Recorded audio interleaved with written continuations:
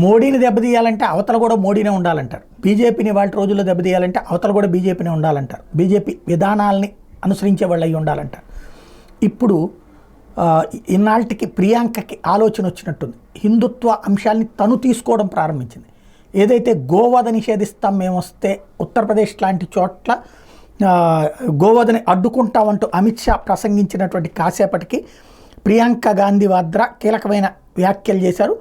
Congress party Gandhiji విధానాన్ని అనుసరిస్తోంది, చనిపోయే ముందు ఆయన హే రామ్ అని అన్నారు అంటూ గుర్తు చేశారు. కాంగ్రెస్ పార్టీ హిందువులకు వ్యతిరేకమని మోడీ తప్పుడు ఆరోపణలు చేస్తున్నారు, మేము హిందూ మతానికి వ్యతిరేకమని బీజేపీ ఆరోపిస్తోంది, తుది శ్వాస విడిచే ముందు హే రామ్ అన్న గాంధీజీ ఆదర్శాన్ని కాంగ్రెస్ పాటిస్తోంది అని గుర్తు చేశారు.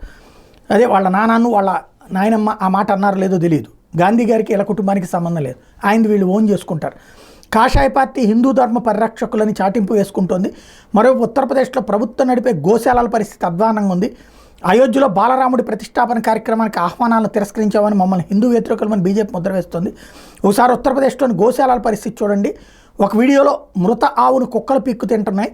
అదే ఛత్తీస్గఢ్లో కాంగ్రెస్ ప్రభుత్వం ఉన్నప్పుడు గోశాలలు మెరుగుపరిచాం, గోశాలను నడుపుతున్న స్వయం సహాయక గ్రూపులకు ఆర్థికంగా అండగా నిలవాలని పేడను ప్రభుత్వం ఖరీదు చేసిందంటూ ప్రియాంక గుర్తు చేశారు.